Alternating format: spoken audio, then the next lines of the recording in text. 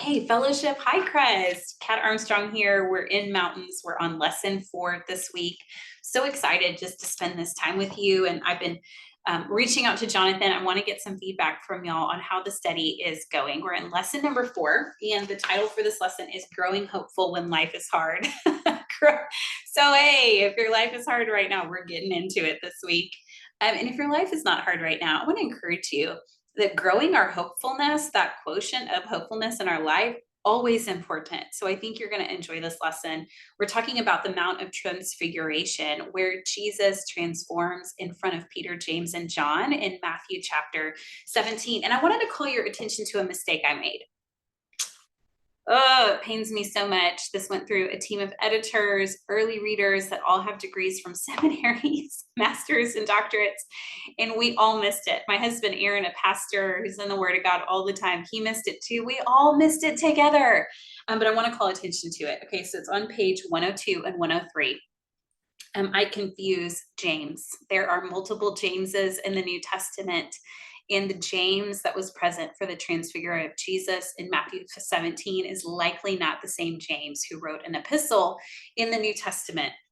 And so I want to go ahead and call that to your attention. There's one paragraph that impacts on page 102. Just cross it out. And know that your sister in the faith is conscious that was a big mistake, and it pains me that it's in there. So I wanted to talk to you about your lesson this week, Matthew 17, the transfiguration of Jesus, and just give you prime the pump of what you're going to read this week. You're going to get to read a little bit about my friend, Dr. Reverend Joanne Hummel. She is an Integris coach. She was a pastor for 30 years. She has her doctorate. She's a spiritual director. She's a coach. She's a preacher. She's straight fire. That's what Joanne Hummel is. She is the most humble, unassuming leader. And she jokes that she had never even climbed a tree before she set out to climb Mount Kilimanjaro, Africa's tallest mountain. And she was 54 years old, had 2 arthroscopic knee surgeries under her caps. And she went on something called the Freedom Challenge, where she hiked for 8 days up Kilimanjaro. And I remember asking her, why though? Why would you torture yourself like this? No shower for a week, getting up at midnight to hike in the middle of the night, freezing temperatures. And she said this adventure was to raise money for missions, to rescue and rehabilitate people who had been trafficked.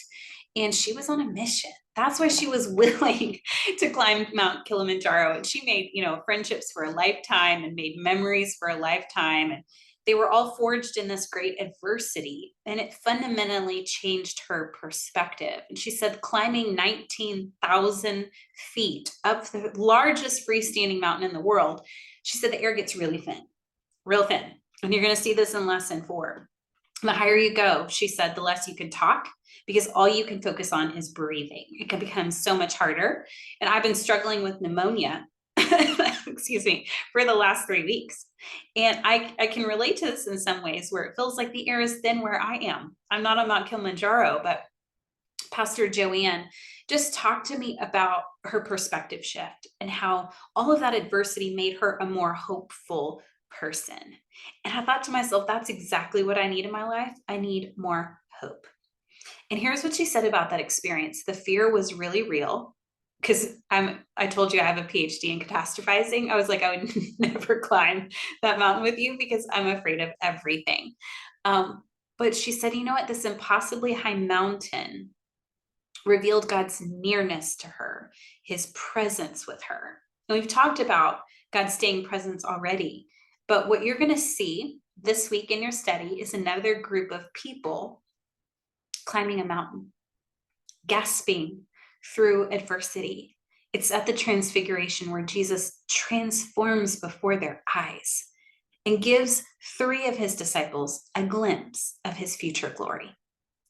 And this comes in a very adverse time in the disciples' life, where Jesus has told them he is going to go to the cross. And I think they're reeling from that, and they need hope for the future because of impending doom. And I just wonder if you might be in a snowstorm in your own life. Maybe you feel like you're paused on a cliffhanger.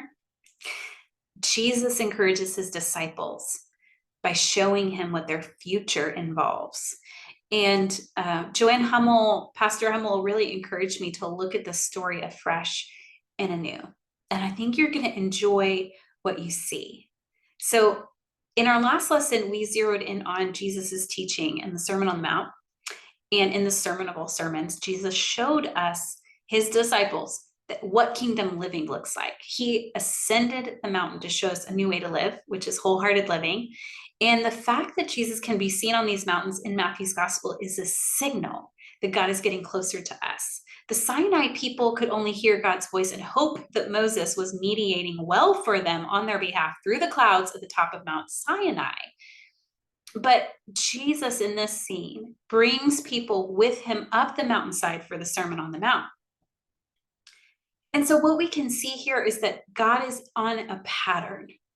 The Jesus that brought people with him up the mountainside for the Sermon on the Mount represents this move Jesus is making to help us, metaphorically speaking, get back up to Mount Eden, right? Where his full presence is and can be enjoyed. So if Mount Eden was all about being exiled from God's presence and Mount Sinai was about getting back to the foot in the mountain where God is appearing, the Sermon on the Mount is about going up the side of the mountain with God.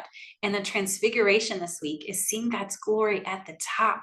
All of the Bible points us to the summit of God himself in the end, Mount Zion, where all of us will be gathered to enjoy God forever in the new heaven and the new earth. And 6 days before Jesus' transfiguration, he teaches his disciples he's got to die. And what they don't know yet is how much that's going to cost them. It's not only going to cost Jesus, right? The cross is going to come before glory. But Jesus's actions on the Sermon of the Mount of Transfiguration, it was meant to help people process the troubling announcement of his death and the intimidating truth that his followers were going to have to take up a cross and follow Jesus there. And I think you're going to be encouraged this week. You're going to be encouraged that Jesus is who he says he is, that Jesus can be trusted at the cliffhangers, and he's going to give us a glimpse of our future glory together with him.